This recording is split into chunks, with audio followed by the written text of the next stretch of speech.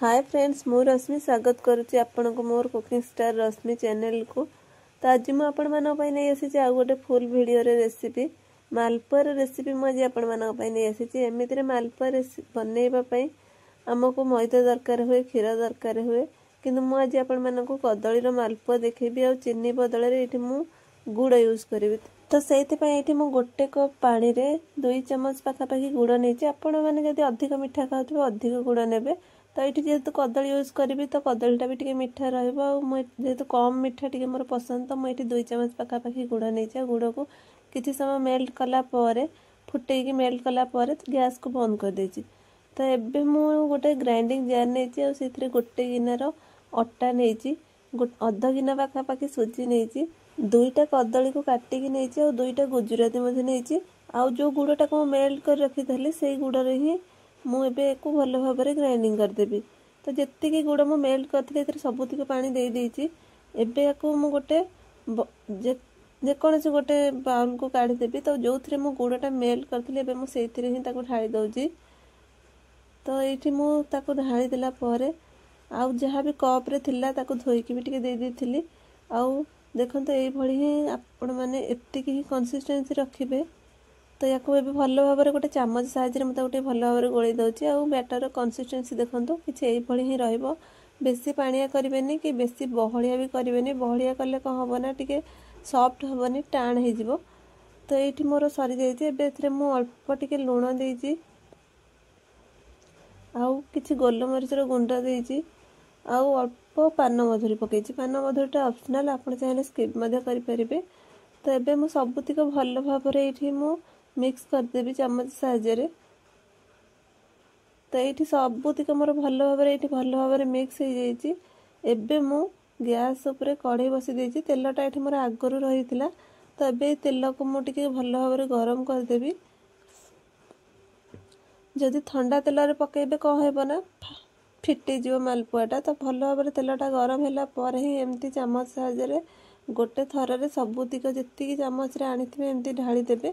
जेहेतु आम ये छोट कड़े अल्प तेल नहीं, तो एमती मुतिक गोटे गोटे करी आपण मैंने जदि चटका कड़े टी बड़ साइज कड़े ने जदि चटका कड़े ने तो आउ टे तेल दे आपण मैंने एकाथरे 2 ରୁ 3टा करें। तो ये टिके समय एपट सेपट भल भाव में गोटे पट फुली आसला मुझे ओलटई दूसरी। आउ देखो पूरा फुली जाइए केमती मालपुआटा मोर। तो 2 ରୁ 3 मिनिट खंडे लगिला मत। एबे मोर मालपुआ पूरा रेडी हो गला। आपण मैंने या सीरा चीनी सीरा दे पारि बुड़े खाइबे, नचेत एमती खाईपारे। जेहेतु कदली पड़ुची तो कदली आ गुड़टा नहीं, तो मिठा ए अलग किसी भी दरकार हेनी। तो ये मुझे गोटे मालपुआ काढ़ीदेला ये सेकेंडटा पकई। सेकेंडटा से सामान प्रोसेस रे एमती टिके एपट सेपट करिया पड़िबो। जे गोटे पट फुली आसला परे आ गोटे पट ओलटेइबा पड़िबो। तो ये फास्ट सरीगला ये सेकेंडटा मोर देखो केमती फुली जाइए। सबू गोटे गोटे जमी सबुतिक आपण मानकर एमती ही फुलिबो। तो जेहेतु यहाँ अटारे बना हो तो टिके तेल अंश रहिबो। तेल जेहेतु रहिबो तो आपण मैंने कौन करेंगे ना तेलटा को टिके छाणीदेवे। टिके समय रखिला परे तेलटा एमती निगिड़ी जीवो। तो ये मुझे आपण मानू देखौची आउ गोटे एमती करके देखी दउची। तो यहीटा को मुझे कौन करी एमती गोटे जाली चटू नहीं आ जाली चटू एमती पिठाटा काढ़ी टिके प्रेस कर रखी जहाँद्वारा कि तेलटा मोर सब बाहरी आसला। जेहेतु ये टिके लिक्विड रोचे आम तो तेल टिके टाणब, तो तापाई एमती बाहर करदे। नचेत एमती किसी समय रखिला परे तेलटा बाहरी जीवो। आउ एथिरे अटा यूज होची, तो ये जमा भी अनहेल्दी नुहे। आउ यहाँ बहुत खाइबापी बहुत बढ़िया लगे, टेस्टी लगे। आपण मैंने निहाती गोटे थर बनातु, जदि भल लगे तो मत कमेंट रे जणातु। तो ये देखो गोटे पर गोटे मुझे सबुतिक एमती बनई देइथिली। मुझे गोटे गोटे बनई तो टिके मोर लेट होता। आपण मैंने जब बड़ जगार बनइबे तो जल्दी हो। तो मुझे सबुतिक बनई सारापर ये फाइनाल लुक आपण मानू देखई दूची केते बढ़िया मालपुआ बनई तो मोर।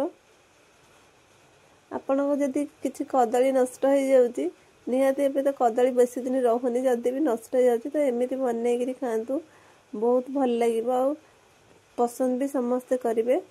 ये आपण मानक देखी दौर केते सॉफ्ट बनी। हाँ टिके तेल तो रहिबो निहाती, आम दुकान भी खाइले एमती ही रहिबो, तो ये घरे ही बनैकि खातु। तो ये देखो भितरटा केते सॉफ्ट अच्छी, आ खाइबे निहाती बढ़िया लगे और टेस्टी लगे। तो ये मुझे खोलिकी देखी दौर छिड़ेकी टिके आपण मानक। तो एबे तो ये मोर वीडियो शेष हो जाए। जदि आपण मानक मोर वीडियो भल लगी था निहाती लाइक शेयर और सब्सक्राइब करेंगे चैनल को। रहुची धन्यवाद।